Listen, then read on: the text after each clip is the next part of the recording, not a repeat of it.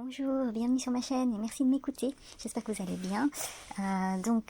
Voilà, pour les personnes qui me connaissent, je me répète, et pour les personnes qui ne me connaissent pas encore, donc je suis psychologue, psychothérapeute et j'ai développé cette chaîne pour pouvoir, je l'espère, apporter des outils et des regards en psychologie et sciences humaines utiles pour les personnes qui traversent des parcours de connexion d'âme, principalement pour les personnes qui s'identifient au parcours flamme jumelle, même si moi en tant que psychologue, comme je le dis à chaque fois, je ne cherche pas à savoir exactement ce qu'est la flamme jumelle. C'est un débat plutôt probablement médiumnique ou énergétique. Je développe donc cette chaîne pour soutenir toutes les personnes qui se sentent dans ce parcours que moi je vois plutôt comme spirituel avec soi-même avant tout. Mais après, comme je l'explique dans d'autres vidéos, cela dépend de la croyance. Mais en tout cas, si on est dans recenser toutes les personnes qui se sentent sur ce parcours flamme jumelle, cette fameuse réunion amoureuse qui est la version la plus développée sur internet reste un point d'interrogation pour beaucoup de personnes. Donc c'est pour ça que moi je vois ce parcours plutôt comme principalement spirituel, mais après bien sûr on peut se dire à un moment donné que s'il n'y a pas de réunion dans la relation terrestre avec l'autre personne et qu'il y a un parcours que moi j'appelle unilatéral, alors on peut se dire que ce n'est pas forcément non plus la vision de la vraie flamme jumelle entre guillemets qui est souvent exposée sur internet. Et dans cette vision-là, aujourd'hui je souhaitais parler de est-ce que un jour on peut être sûr que on n'était pas une flamme jumelle. Donc c'est vrai que cette question elle revient souvent en général dans le parcours de se dire est-ce que c'est ma flamme jumelle ou non, ce n'était pas ma flamme jumelle. Et pour moi c'est aussi lié toujours à ce que moi je dirais quelle est la définition de la flamme jumelle pour soi. Donc dans ma vision c'est le ressenti de la personne qui prime, donc ce que la personne vit est toujours vrai et valide, donc finalement de se dire c'est ma flamme jumelle ou ça ne l'est pas, c'est quelque chose qui appartient aussi à la personne qui vit ce parcours à mon sens.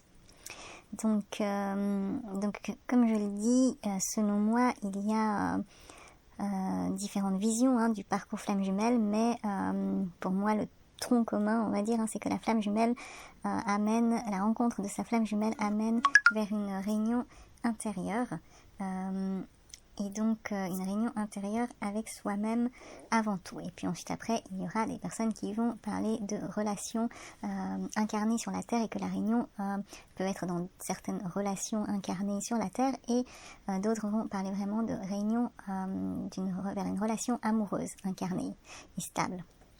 Donc pour moi, selon la vision qu'on va adopter de la flamme jumelle, la réponse peut être assez différente. Si on est dans la première vision que la flamme jumelle est sur la rencontre de sa flamme jumelle, c'est surtout un éveil intérieur pour soi-même. Donc là, on va dire que peu importe si le parcours est unilatéral ou bien s'il y a un parcours d'éveil pour les deux. Donc là, la flamme jumelle, elle est surtout un catalyseur d'éveil spirituel, un miroir psychologique puissant, un déclencheur de transformation, et du coup le but du lien n'est pas forcément de finir ensemble, d'être en relation ensemble.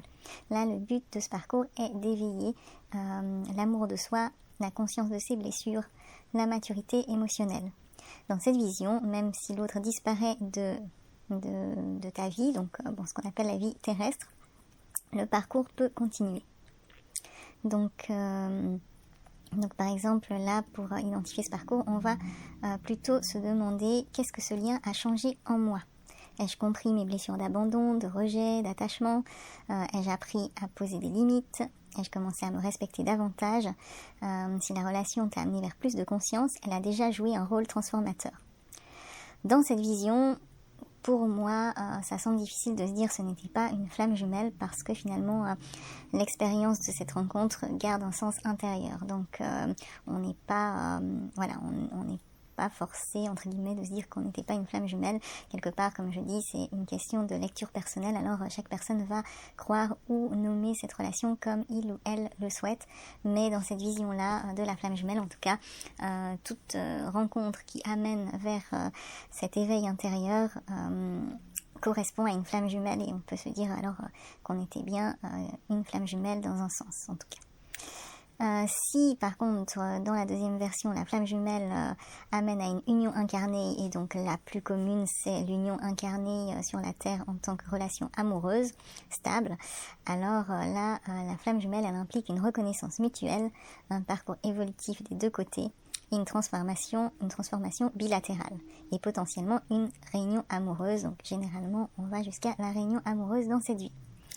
Dans cette vision, alors la relation, elle ne reste pas seulement spirituelle, elle se manifeste dans la réalité. Donc l'amour devient concret. Et donc là, pour s'identifier à ça, on observe les faits, les actes, les comportements, et donc on peut vraiment distinguer qu'est-ce que je ressens et qu'est-ce que l'autre fait réellement dans ses actes, dans la vie terrestre concrète, dans la relation terrestre concrète. Par exemple, est-ce que l'autre revient? Est-ce qu'il ou elle exprime ses sentiments? Est-ce qu'il y a des efforts réciproques? Et si la relation reste totalement unilatérale pendant des années, certaines personnes commencent à se dire alors peut-être que ce n'était pas une flamme jumelle, et en tout cas pas au sens romantique du terme ou au sens d'un parcours bilatéral. Et là, comme il y a une importance de la réciprocité, on va dire qu'un amour mature implique deux volontés, que l'intensité émotionnelle ne suffit pas, qu'un amour partagé se reconnaît à plusieurs signes, c'est-à-dire par exemple la communication, la responsabilité et l'engagement, et aussi la cohérence entre les paroles et les actes. Donc il y a aussi de pouvoir vraiment se poser la question de la sécurité émotionnelle. Est-ce que cette relation me permet de me sentir en sécurité émotionnellement ? Ou est-ce que cette relation elle me maintient dans l'incertitude, l'attente, la confusion?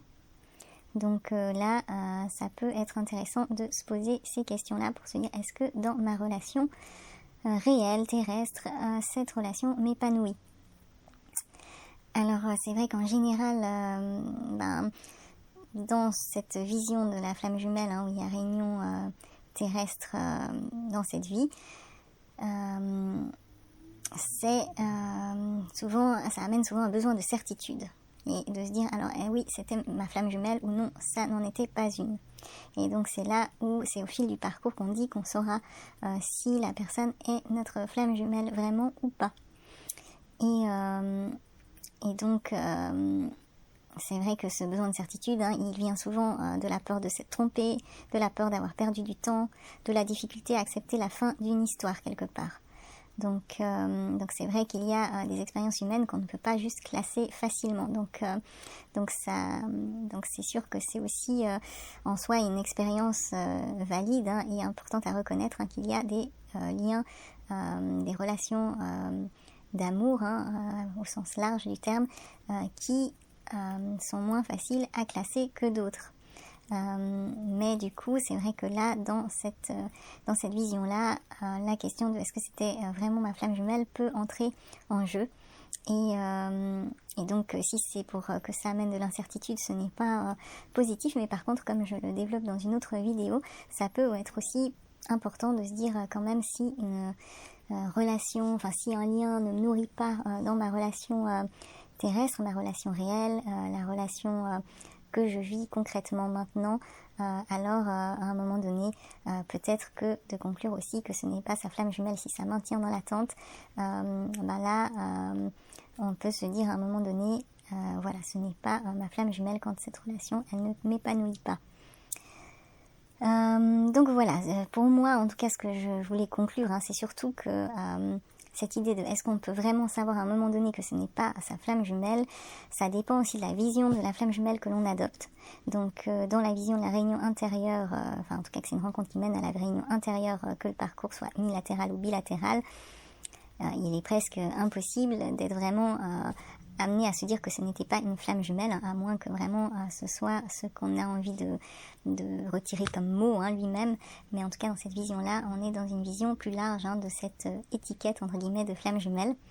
Et alors que dans la vision de la réunion amoureuse, dans cette vie sur Terre, là quand même l'absence durable de réciprocité peut amener quand même à reconsidérer le lien.